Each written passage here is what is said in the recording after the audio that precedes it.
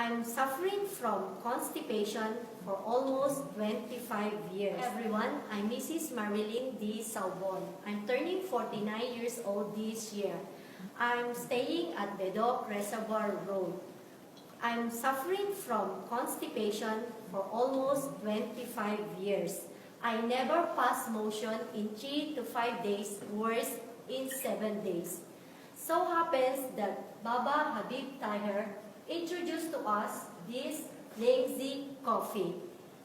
To my surprise, after drinking 2 cups of coffee the following morning, without fail, I'm going to the toilet to pass motion every morning before starting my daily routine. Thank you so much to Lengzi Coffee that I could experience now daily to remove my unnecessary toxin in my body. Before, me and my husband has to spend $50 in order for us to do detoxification, but also to no avail of passing motion daily. I encourage you as well to prove yourself this experience I have for almost a month now. This coffee has only 2% caffeine, no trans fat that clears heart blockages.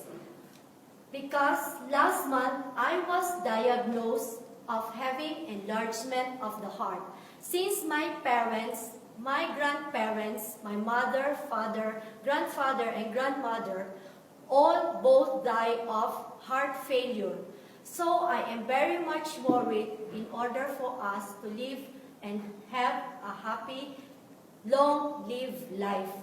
So I am very excited to try this coffee and be free from this heart palpitation and enjoy drinking healthy coffee and have a healthy living. Thank you.